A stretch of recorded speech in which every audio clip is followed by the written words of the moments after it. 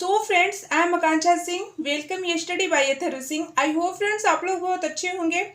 Friends, आज हम लोग डिस्कस करेंगे टीएस इलियट के ऑब्जेक्टिव क्वेश्चन पे। इसके पहले 3 वीडियो अपलोड हो चुकी है, तो आप उस वीडियो को देख लीजिएगा और उसमें इंपॉर्टेंट क्वेश्चन है जो आपके एग्जाम के लिए हेल्प होगा।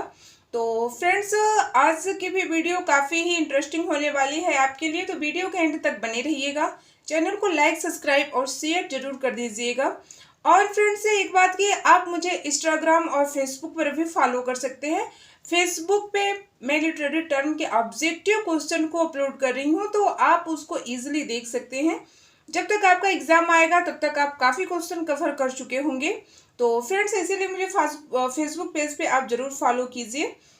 और फ्रेंड्स, 1-2 दिन का टाइम लग जाता है, क्योंकि क्वेश्चंस को जो है कि उसका कलेक्शन करना पड़ता है, टाइप करना पड़ता है, तो इसी वजह से 1 दिन का टाइम लग जाता है।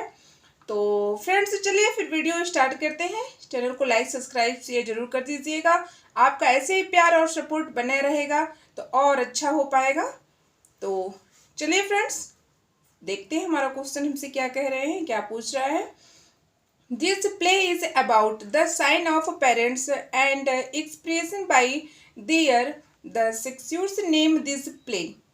This play is about, यह जो play है किस बारे में है? Sign of parents and expiation by their sexuals, जो parents और उसकी जो परिशुद्धि है, their उनका जो सेक्स्योर, उनका जो उत्तराधिकारी है, यह प्ले है उसी के बारे में है। तो नेम दिस प्ले, तो उस प्ले का आपको नाम बताना है। तो उसका करेक्ट आंसर है डी, द फैमिली रियूनियन, इसका करेक्ट आंसर है। See next question, which play deals with questions of mutual understanding of husband wife. Which play, ये जो प्ले है उसके जो डील्स है क्वेश्चंस के साथ है, जो आपसी समझौते हैं या आपसी जो सौदेबाजी है, जो आपसी सवाल है हस्बैंड और वाइफ के, तो वो आपको बताना है। तो इसका करेक्ट आंसर है ए, द कॉन्फिडेंशियल क्लर्क, इसका करेक्ट आंसर ए है। See next question friends, which play deals with the story of a financier Sir Clouds who tries to fabricate an arrangement to seduce his childless wife Lady Elizabeth I to adopt Kelvin, illegitimate son of him. Which play, ये कौन सा नाटक है जो एक story फैंसेनियल sir clouds है, who tries to fabricate an arrangement of seduce of childless, जो कि कौन कोशिश करता है व्यवस्था को बनाए रखने के लिए, बच्चे और वाइफ की व्यवस्था को बनाए रखने की कौन कोशिश करता है? Ladies Elizabeth two adopt a कैल्वी, वो कैल्वी को एडॉप्ट करती हैं, एंड इलेजिमेंट सन ऑफ हिम, उनका एक नाजायज बेटा है। तो उसका करेक्ट आंसर आपको बताना है। तो 88 का करेक्ट आंसर है ए, द कॉन्फिडेंटियल क्लर्क, इसका करेक्ट आंसर ए है। See next question, which play tells the story of newly retired lord the Claverton who encounters two characters of his past। कौन सा नाटक की ये स्टोरी बताती है कि retired Lord Claverton who encounter two character, जो उनके कैरेक्टर हैं, उनके जो अतीत के 2 कैरेक्टर हैं, वो कौन है, वो आपको बताना है। तो 89 का करेक्ट आंसर है सी, द एल्डर स्टेट्समैन, इसका करेक्ट आंसर है। आई होप फ्रेंड्स आपको समझ में आ रहा होगा और आप भी नोट्स भी बनाते चलिए। The use of poetry and the use of criticism 1933, after strong gods 1934 and notes towards the definition of culture 1940 are the works are. The use of poetry and use of criticism, ये जो poetry का प्रयोग और जो criticism का प्रयोग 1933 में, after strong god 1934 में, and notes towards definition of culture, जो कल्चर का डिफिनेशन 1940 में, आर द वर्क ऑफ, वह काम किसका है। तो ये आपको इसका करेक्ट आंसर बताना है। तो इसका करेक्ट आंसर है D, Eliot. TS Eliot correct answer है। 91 क्वेश्चन देखते हैं friends. L thought logs is common to all, most people lives if they had wisdom of their own, the way upward and way downward are same. Heraclitus, T.S. Eliot used he excerpts as epigraph for one of his poem name the poem। तो T.S. Eliot use करते हैं friends experts as इपिग्राम, जो इपिग्राम का अंश है, one of his poem, उनकी वह poem है, तो उस पोएम का आपको नाम बताना है। तो उस पोएम का नाम है फोर क्वार्टेट्स। फोर क्वार्टेट्स इसका करेक्ट आंसर है। See next question friends. Helen, yes, Helen Gardner marriage wits FS Matthiessen, Hugh Kenner Denis Donoghue, Donald J Childs a और David Moody are the name of some critics who worked on the works of.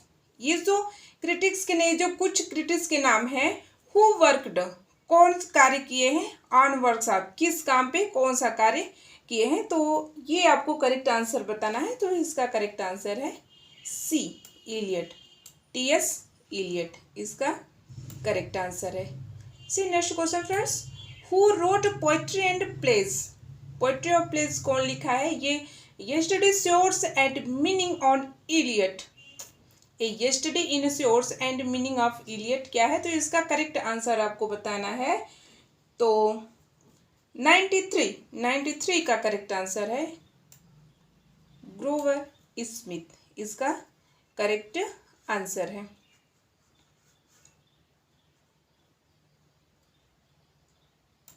C next question friends, 1 second.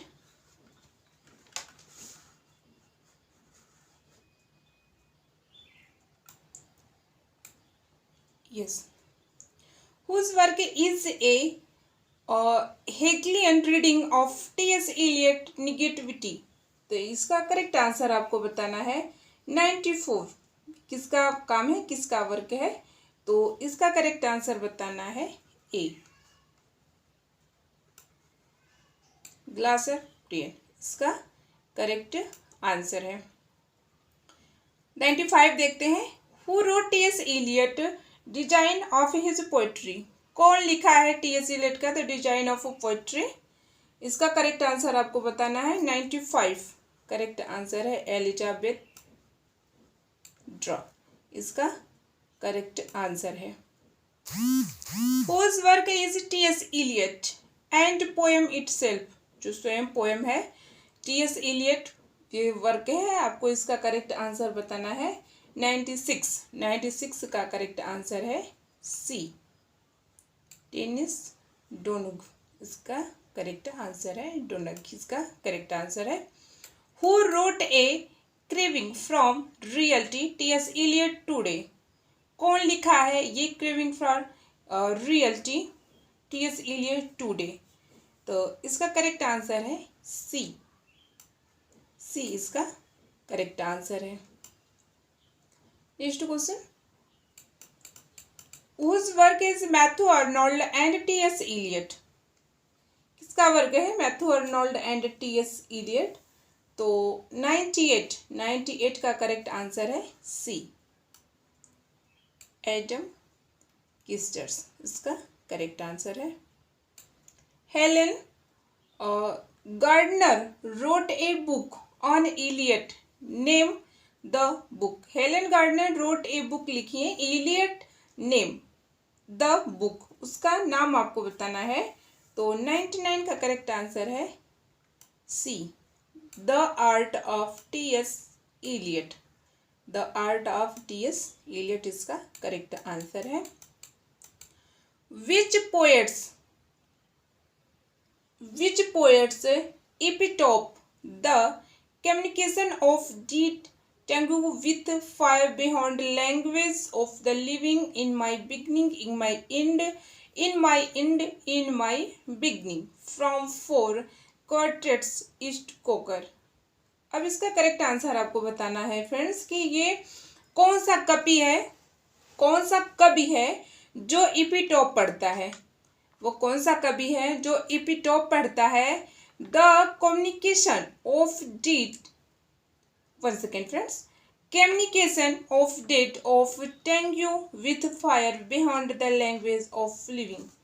जो उसके संचार के मरे हुओं की जुबान है, ये यही कह रहे हैं कि डेट इज टेंग्यू, जो मरे हुओं की जुबान है और उसका जो संचार है, कम्युनिकेशन मतलब संचार होता है, with fire behind the language of the living, जो उनके आग के साथ उनके जो जीने की भाषा है, जो उनके परे है, जो उनके आग के साथ की तरह रहती है, उनकी जो भाषा से परे है। इन माई बिगनिंग, उनकी जो शुरुआत है, माइंड वह मेरा क्या है, समाप्त हो जाती है। इन माई इंड, इन माई बिगनिंग, जब वह समाप्त है तो वह क्या होती है, शुरू होती है। For four quartets East Coker, तो ये आपको करेक्ट आंसर बताना है। तो इसका करेक्ट आंसर है B, TS. Eliot. TS. Eliot इसका करेक्ट आंसर है। 101 क्वेश्चन देखते हैं। 101 क्वेश्चन पे आइए फ्रेंड्स देखते हैं। The fourth part of the waste land in title as. Friends आप इस क्वेश्चन को देखिएगा, ये बहुत इंपॉर्टेंट क्वेश्चन है और ये क्वेश्चन कई तरह से घुमा फिरा करके आपको पूछ सकता है। और ये जो क्वेश्चन है, इसके पहले वाली जो वीडियो है तो उसमें ये मैंने दिया है, उसमें भी मैंने इस क्वेश्चन को पढ़ाया है, तो उसको इसको आप मिला के देखिएगा। एक ही क्वेश्चन कई तरह से है, तो आप उसको जरूर ध्यान दीजिएगा। The fourth part of vast land in title, जो वास्ट लैंड का फोर्थ पार्ट है उसकी टाइटल क्या है आपको बताना है। वास्ट लैंड का जो फोर्थ पार्ट है तो उसका करेक्ट आंसर आपको बताना है। तो उसका करेक्ट आंसर है D, death by, one second friends, ये थोड़ा आगे पीछे हो गया है। ये है डेट बाय वाटर, इसका करेक्ट आंसर है। ये वाटर नहीं रहेगा, वन सेकेंड, यस,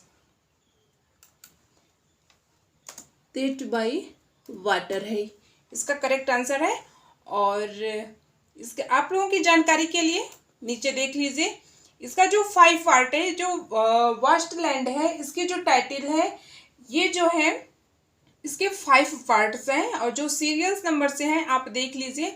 नंबर 1 है the burial of death, option B है a game of chess, option 3 है द फायर सरमन, और 4th पॉइंट है डेथ बाय वाटर, और 5 पॉइंट है वाटर द थंडर सेट।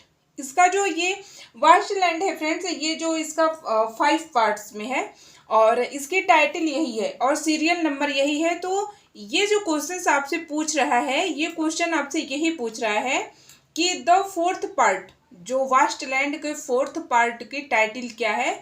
तो 4th पार्ट की टाइटल है डेथ बाय वाटर, इसका करेक्ट आंसर डी है। तो वही इसकी लाइन नीचे है, आप देख लेंगे तो आपको खुद समझ में आ जाएगा। The 5 part of the waste land in title, point first पे है, नंबर 1 पे आता है बुरियल ऑफ डेथ, और दूसरे पे है ए गेम ऑफ स्टेप, और तीसरे नंबर पे फायर सरमन, और चौथे नंबर पे है डेथ बाय वाटर, और 5वें नंबर पे water the thunder state.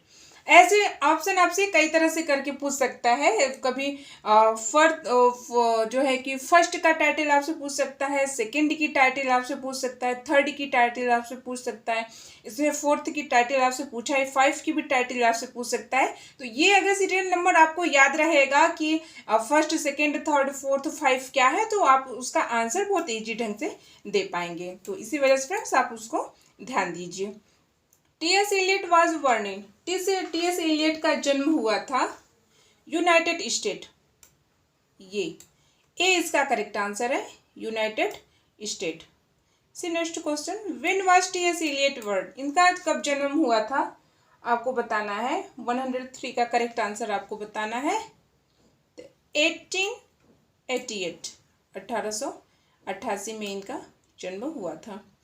In the waste land Eliot borrowed the famous दा फ्रॉम द उपनिषद। देखिए फ्रेंड्स, ये जो क्वेश्चन है मैंने इसके पहले वाली जो वीडियो है उसमें जो है कि आपको पढ़ाए हैं, तो उस क्वेश्चन को इस क्वेश्चन में आप डिफरेंस जरूर देखिएगा। तो देखते हैं इसको। In the waste land Eliot borrowed the famous दा फ्रॉम द उपनिषद। जो वास्ट लैंड की ये जो फेमस लाइन है ये दादा है, तो आपको इसको बताना है। तो इसका तो उपनिषद है, आपको पता होगा ही। अगर इसके पहले वाली वीडियो आप देखेंगे फ्रेंड्स तो आपको बहुत अच्छे से समझ में आ जाएगा। First, second, third, fourth video आप जरूर देखिएगा, क्योंकि सारे क्वेश्चन वनली टी.एस. इलियट के ही क्वेश्चन है। और नीचे देख लीजिए, TS. Eliot mentioned the in the last section of the poem the waste land. जो वास्ट लैंड का लास्ट सेक्शन है इसमें दा है, तो दा का 3 डिफरेंस मीनिंग है। ये जो दा है, दा 3 बार आया है, तो इसकी जो मीनिंग है इसकी अलग है। तो मैं आपको बता रही हूँ कि दा हो गया दत्ता, फिर एक जो दूसरा दा है उसका मतलब हो गया दयाधन, जो तीसरा दा है उसका मतलब हो गया दयातम।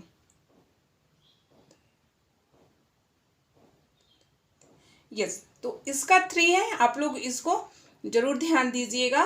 टी.एस. इलियट मेंशन द दा, तो फर्स्ट दा का मतलब होता है दत्ता, सेकेंड दा का मतलब है दयाधन, और तीसरे दा का मतलब है दमयत।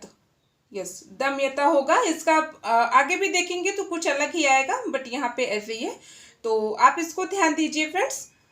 तो ये क्वेश्चंस काफ़ी इंपॉर्टेंट है, आप इस पे जितने केयर करेंगे। अब इस क्वेश्चन को आइए देखते हैं। अब ये देखिए क्वेश्चन कैसे घुमा के पूछा है। The waste land concludes with A and words. अब इसका करेक्ट आंसर आपको बताना है कि द वास्ट लैंड कंक्लूड्स, जो वास्ट लैंड का निष्कर्ष है, विद साथ है ए एंड वर्ड के, शब्द के साथ है। वो किस शब्द के साथ है आपको बताना है। तो इसका है संस्कृत, इसका जो है संस्कृत है। The waste land concludes with A Sanskrit word, इसका जो निष्कर्ष है एक संस्कृत वर्ड के साथ है, शांति शांति शांति।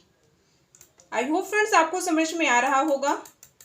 आपको जो भी समझ में ना आए आप मैसेज कर सकते हैं, नो प्रॉब्लम है। विच एक्सप्लेनेशन दत्ता दयात्वम। अब देखिए उस वहां पे दयाधन था, यहाँ पे दयात्वम हो गया। दमयता which Eliot inverted from the original seems most suitable to you. अब ये जो लाइन है, ये जो इसका एक्सप्लेनेशन, ये जो है फ्रेंड्स, विच एक्सप्लेनेशन, इसका जो एक्सप्लेनेशन है दत्ता दयंतम दयातम विच इलियट इन्वर्टेड, ये जो इसका मूल है, इसका जो मूल है from original seem most suitable to. तो इसका करेक्ट आंसर है ए।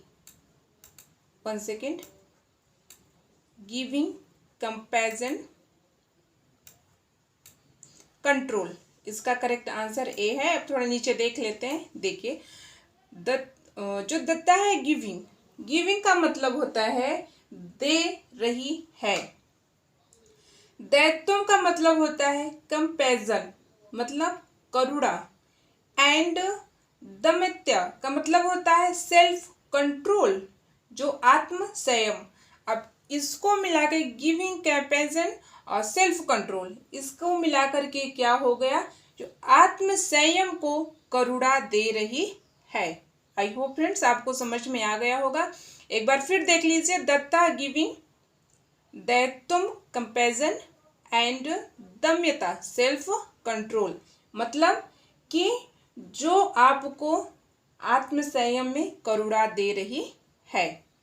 ये आपको जरूर याद होना चाहिए। Are Sanskrit term take from T S. Eliot Wasteland. ये जो वर्ड है ये संस्कृत के हैं और वास्टलैंड में टी.एस. इलियट ने इसको शामिल किया है। Which one of the following is not a drama by TS. Eliot. तो आपको पता ही होगा फ्रेंड्स, ये नहीं है। करेक्ट आंसर इसका ए है। एज विटनेस्ड ये नहीं है। The Wasteland was published in. Wasteland कब पब्लिश्ड हुआ था, इसका करेक्ट आंसर आपको बताना है। ये 1922 में। In which years was a poem Gerontion published. ये पोयम कब पब्लिश्ड हुई थी आपको बताना है। तो इसका करेक्ट आंसर है बी 1920 में। एंड लास्ट क्वेश्चन देखते हैं फ्रेंड्स। आज का लास्ट क्वेश्चन देखते हैं। Traditional and individual talent was published in. Traditional and individual talent was published in, ये इसका करेक्ट आंसर है डी। यस, इसका करेक्ट आंसर डी है, the egoist. I hope friends आपको समझ में आ गया होगा। फिर ऐसे मिलते हैं इंपॉर्टेंट क्वेश्चन के साथ नेक्स्ट वीडियो में। वेट कीजिएगा और वीडियो बिल्कुल भी मिस मत कीजिएगा फ्रेंड्स, और वीडियो को जरूर देखिएगा। चैनल को लाइक सब्सक्राइब शेयर जरूर कर दीजिएगा। तो फ्रेंड्स फिर मिलते हैं नेक्स्ट डे में ऐसे इंपॉर्टेंट क्वेश्चन के साथ। अभी टी.एस. इलियट ही हम लोग पढ़ेंगे फ्रेंड्स।